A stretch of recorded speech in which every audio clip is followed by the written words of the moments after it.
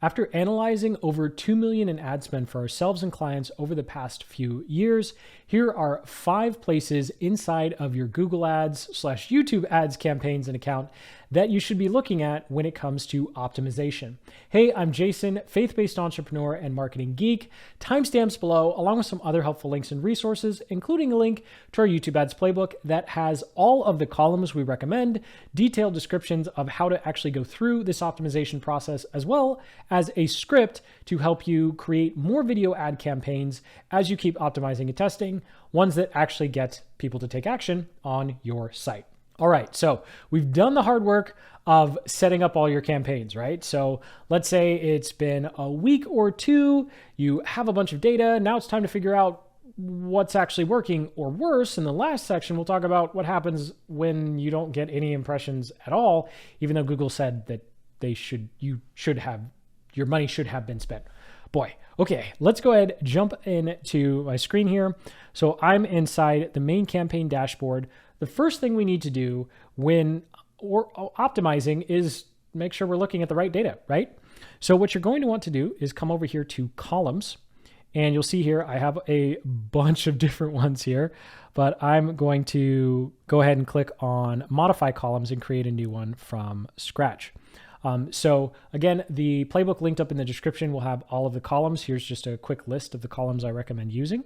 So under performance, I like looking at clicks, costs, impression, views, video played to, average cost per click, CPV, which is average cost per view. And then we have the view rate, which is essentially the percentage of people who saw the video or thumbnail and actually wound up watching it. And then if you are doing anything with conversion tracking on your site, you're going to want to see how many conversions you got and how much they cost you per conversion. And then of course the actual conversion rate from how many people clicked to how many people actually converted. And then finally, and I'm going fast here because you can see the list right there. Under competitive metrics, I like to look at display impression share and display lost rank and budget is, because this will tell me, am I not getting more views because my ad stinks, or am I not getting more views because I'm just not spending enough, right? And we'd always rather be money than YouTube telling us our ad stinks. So once you have all your column sets, you can come down here to save your column set, and then you can go ahead and just give it a name. So I'm going to do YouTube ad here, and you can always modify these, right? And so once we have that, I'll go ahead and expand to full screen. And of course, these are campaigns that aren't necessarily running, but as you can see, we can start looking at the impressions and views. We can start comparing view rates. So for example, you can see this campaign had a view rate of 22% versus 5 or 3%. But you also want to make sure that you're comparing apples to apples, right? Because these three, or these first couple, those are in-feed ads, right? Those are ones people are clicking on, versus this one was an in-stream ad. So you want to make sure that you're comparing the same ad formats, right? Because if you compare an in-stream and an in-feed, well, the in-feed is always going to have a higher view rate because people are forced to watch it. And there are lots of people who just let the video play, or maybe it's playing and they get distracted and then they come back and they go, oh, skip, but you know what? You already got charged or paid, right? And then the next column we look at is the average cost per view. So this is how much are we paying on average per view. And earned views tells us, okay, after someone watched one of our videos, did they keep watching? Now, this is only important when you're running really important when you're running in feed ads, right? If you're running in stream ads, you don't really care. You want people to click and go to your site. You don't want them to keep watching. And then video percent played to, this just kind of gives you a breakdown of how far people are making it through your video. And then to wrap up here, we have our competitive metrics, display lost rank is, and you can see here the in-stream ad, we're missing out on 70%, 78% of the time our ad doesn't show up is because YouTube is saying your ad stinks. Whereas over here, you can see here that it's 1.4%, means that YouTube likes this video. So we aren't missing out on impressions at all or opportunities for ad to show up because our ad creative stinks or we're targeting the wrong people. We aren't showing up because we're not spending money. And this is also very common when you look at in-feed versus in-stream, right? So these are all I'm missing out 90% of the views I'm missing out on, or is it because Google just wants more money? Whereas here, I'm not missing out on any views. Like I could give Google more money and Google's not going to show my video anymore because it thinks it stinks compared to who I am trying to offer it to. So in this regard, these campaigns, I'm good to go. Google likes the videos. This campaign, on the other hand, Google does not like the video. Google's telling me, you need to make a new video because we think it stinks. And you're going to pay a lot of money if you want to keep running this. Versus, something like down here, 0.03% for display lost rank that means your video is fine. That means whoever you're targeting and whatever your ad creative is, Google's like, yeah, people you're asking to show this video to, they're enjoying it, they're liking it, so we're not going to penalize you. Versus you can see down here, like these two, 85, 69, I've got the wrong videos, right? And so that's just part of figuring out where should we optimize. Because when this number is high, I know I'm spending a lot of time here. When this number is high, that's Google telling us our video stinks, we need to find a new audience, or we need to find a new video. And then of course, impression share just lets you know of the total amount of times you could have showed up. What's the percentage of time you did show up, right? So it's kind of like an aggregate of your budget and your rank put together.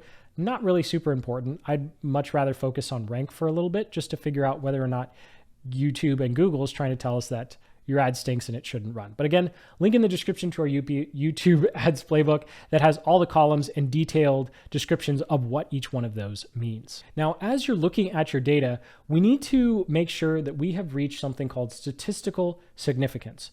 So as a general rule of thumb, when you're looking at your campaigns, make sure they have at least 1,000 impressions. So if I come in here and I filter by impressions, the lowest amount of impressions, I'm doing all time, so this probably isn't going to work. You can see here that I have a bunch that have low impressions, right? So let's say this campaign right here, it got 120 impressions. That means it showed up 120 times. This is not enough for me to make any sort of decision, right? Because if the ad showed up 5 times and nobody watched it, you wouldn't turn off the campaign, right? You're like, well, it only showed up 5 times. So in this particular instance, you could see that this one showed up 2,000 times. So that means we're above that 1,000 threshold, and I can click into the campaign and start looking at, hey, what went on here, right? But if our ad only showed up 120 times and we only got 57 views, we got to keep going. There's just not enough data there for us to start making a decision. So once you do go into a campaign, like let's say I go into, where's one that has some? Here we go. Oh, this one's actually live. So let's say I go into a campaign, right? So you have, for my campaign total, I've had over 8,000 views and I've had 28,000 impressions, and just the ones that are live now are only at 500. But this would give me enough data where I could go in and I could start saying, okay, well, based upon my view counts here, it looks like if I'm looking at my view rate, it looks like they're all actually about the same. This was a terrible example. This is what happens when you do stuff live. Then you don't get a good one. And let's say through the magic of editing, I've gone to a different campaign. So you can see here, I have enough impressions and I can look at the view rates, and simply put, I can see that this ad group got a better view rate than this one. And so all I do is I would just turn off the one that didn't work, and I would try a different targeting option, or I would try a different ad creative inside a new ad group. And that's really all there is to it, to optimization and making sure that you're at statistical significance. Because at the end of the day, if I jump back out to all of our campaigns, when you're just getting started with optimizing, your one goal is to figure out, where is your audience? Where is your target, right? So following the advice of this channel and all the tutorials so far, you would have made sure that each one of your campaigns is targeting one option. So you'd have a campaign that targets in market. You'd have a campaign that targets affinity. You'd have a campaign that targets placements or keywords. And then you'd look and see, hey, keywords are getting me really good results, but affinity is not. So what do? You just turn off affinity. That's it. It's literally all optimization is seeing which one works better and turning off the ones that don't. And when it comes to optimizing your ads, once you know which audiences are working, it's the same thing. You look at 2 ads and you say, this one got more view, this one got better view rates than this one, or this one got more clicks or more conversions than this one. So you just turn off the one that didn't, right? And so you slowly go through this process of you have all these ads, you have all these campaigns, you have all these ad groups, and you slowly just start turning off the ones that don't work. And eventually you're left with the ones that perform the best. Now, there is one instance where this very simple optimization formula doesn't work. And that is when one particular ad group sucks up all the budget. So we'll go through a really basic example here using a diagram so I don't click through different parts of the Google Ads account trying to find a perfect example. So let's say we have our campaign. You can see one ad group spent $20, the other 4 or 5. Well, this is a problem, right? We can't make a good analysis if one ad group is getting, the majority of the budget. So what we have to do is we have to create a new campaign specifically for that ad group that's sucking everything up so that we can learn about the others. Now, it's a little counterintuitive, but here's what you would do. So we have 2 campaigns now, but what we would do is we would copy the original campaign, and in that new copy, we let the ones that didn't run, we let those run. We let the ones at $5 or $4 ad spend run, and we turn off that $20 one. Then in the original one, we turn off all but the one that was spending $20. And the reason we do it that way is we still want the data that's in the old campaign, and the other ones didn't run all that much anyway. And so essentially what happens is you have your original campaign with one ad group that was sucking up all the budget, and you just say, hey, spend $3 a day now because you're taking all my money. And then in the new campaign that you duplicated, you maybe spend $5 a day. And now all of a sudden those ad groups that didn't get a chance to perform because they were stuck in the same campaign with the budget hog, they now have a chance to thrive and actually get some data. And so that pretty much covers optimization. Again, link in the description to our YouTube ads playbook that has all the details and some more ideas on how to optimize.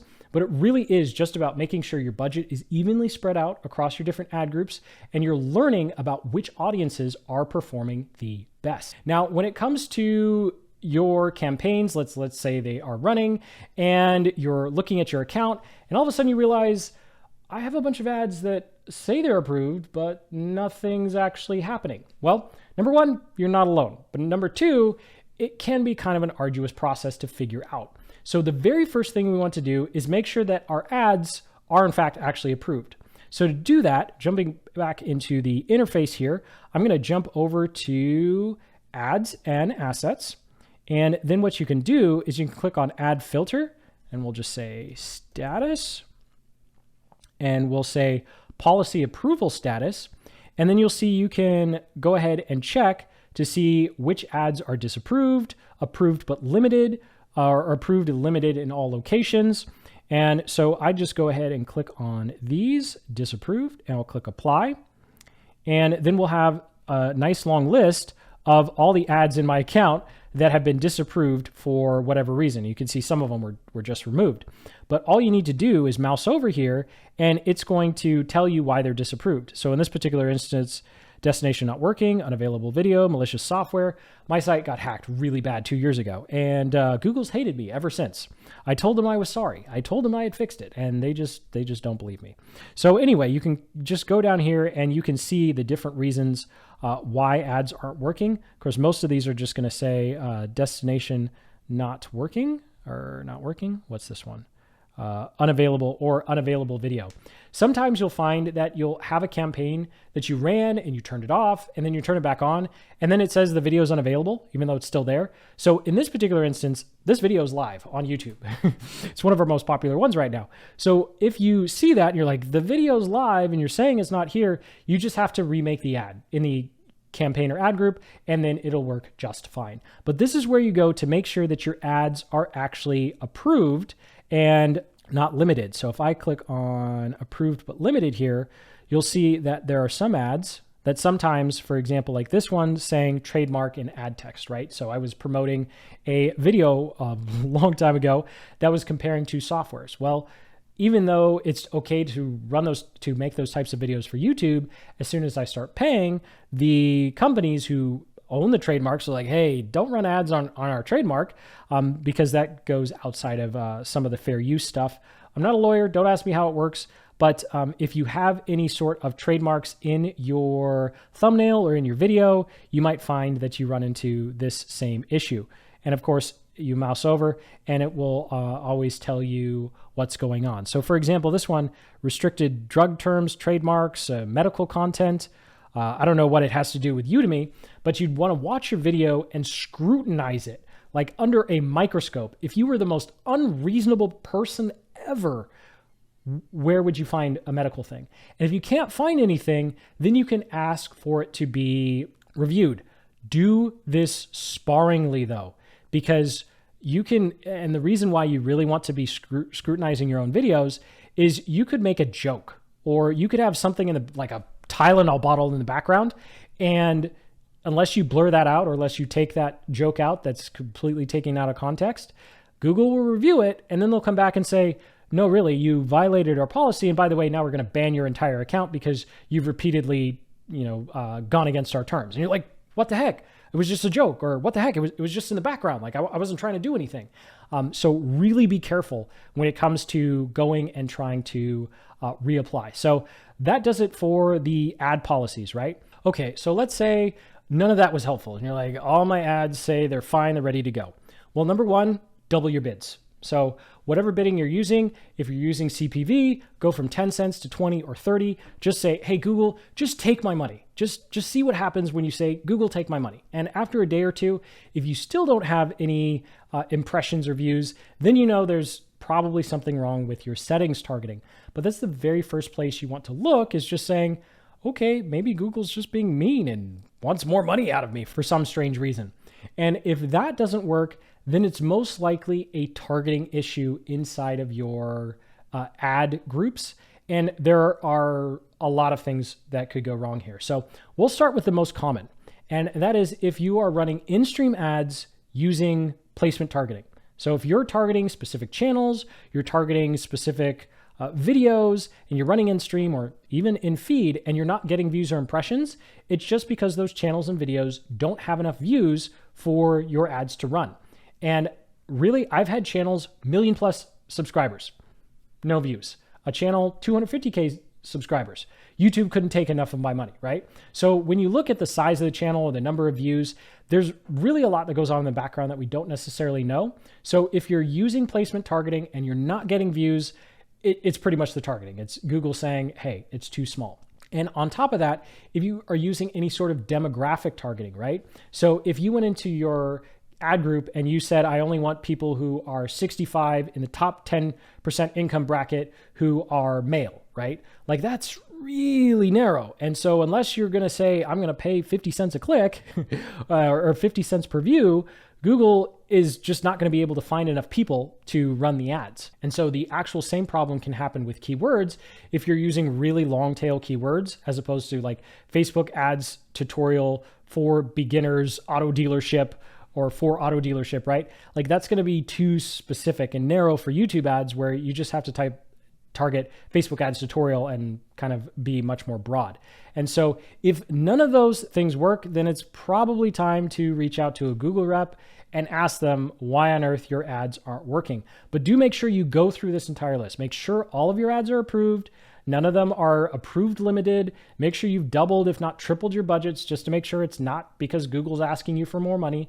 And then go ahead and make sure that it's not because of your targeting where you're just being so narrow, Google can't find anything. And so one of the things I like to do when I'm in this type of situation is I'll create a new campaign and I'll use an in-market audience, right? So I'll use an in-market audience, run an in-stream ad, pay 50 cents per view for like a day or two, right? And if that campaign does not work, then there's, probably something where Google might have shadow banned your account, or maybe your entire account's under review, and then you have to go. But you definitely want to troubleshoot as much as possible and avoid having to contact Google themselves, and especially try and avoid asking for something to be re-reviewed, because Google they just have their finger over that ban button, like suspend for a lifetime. They're just like looking around for people to do that too. So be really careful if any of your ads are limited or have some sort of policy issues. And yes, this process can be really frustrating, trying to figure out why on earth your ads aren't getting impressions. It can take a couple weeks, might take a little more patience than we want, but we do want to make sure that we don't give Google a reason to just ban our account because we were lazy and keep asking for reviews. So thank you so much for watching. Sincerely hope you got some value out of this video. And the optimization process for YouTube ads has been demystified at least a little bit. Again, link in the description to our YouTube ads playbook that walks through all the columns that we use, why we look at those particular metrics and numbers, and then also walks through how to deal with those budget hogs and properly splitting campaigns so you can get the data you need to make better decisions. So hit that like button, subscribe for more marketing guides just like this one, and until the next, keep building the business you love.